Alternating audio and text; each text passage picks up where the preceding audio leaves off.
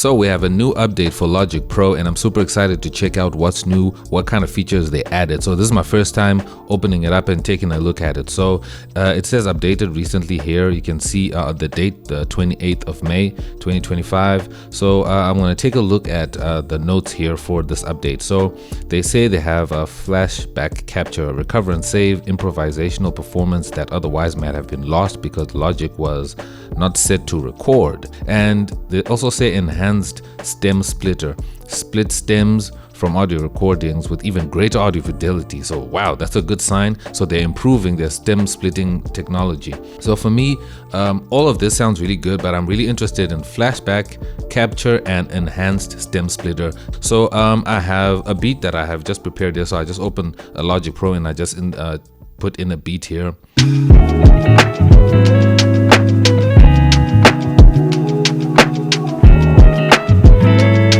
Okay, so now I'm gonna do the stem splitting here. So I'm gonna right click on it and come to processing and then stem splitter, and I'm gonna open it up. Okay, so here's how it's looking now. So you can see that they added what they didn't add before, and I can see the presets are right here. So if you open it up, you can just say acapella, instrumental, vocals, instrumental and drums, vocals, instruments, drums and bass, separate all stems.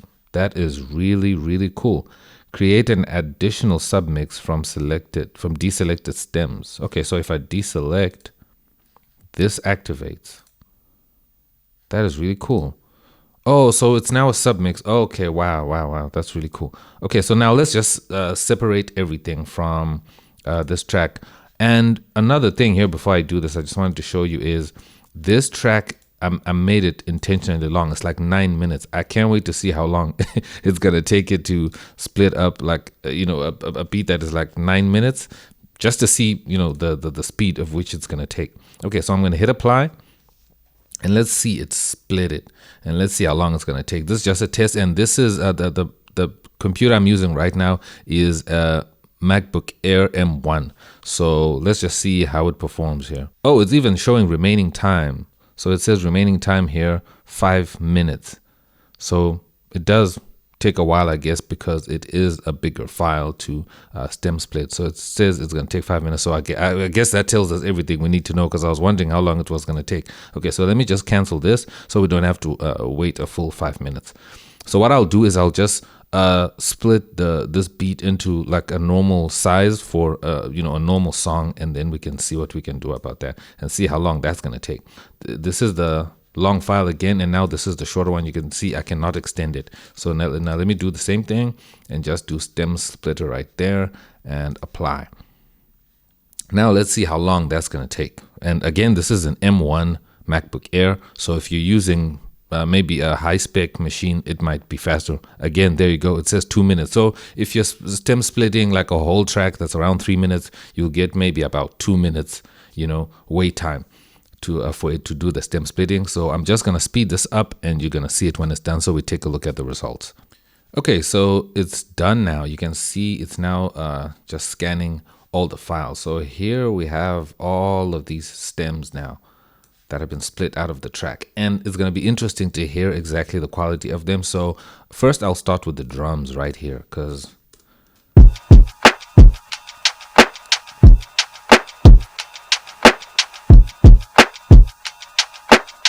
wow,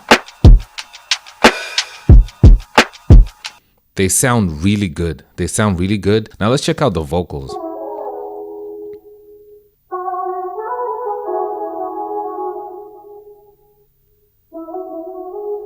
Wow.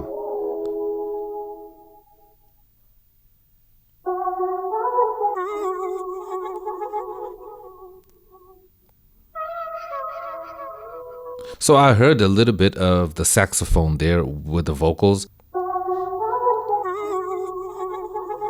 Right there, that little flutter at the end was the saxophone right there. Now let's check out the bass.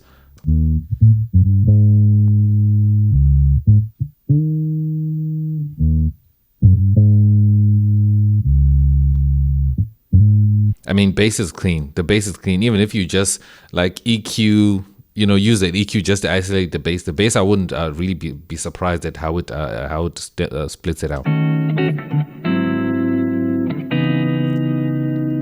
Not bad. The guitar sounds really good.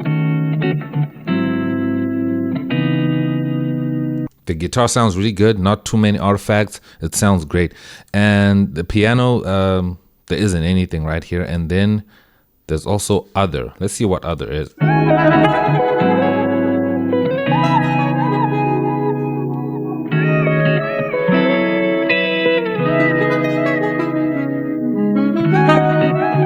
I think it just consolidated like the saxophone sounds and some of the guitar sounds as well, because I'm sure it couldn't split those apart because it's probably the same frequencies, so it couldn't really split them.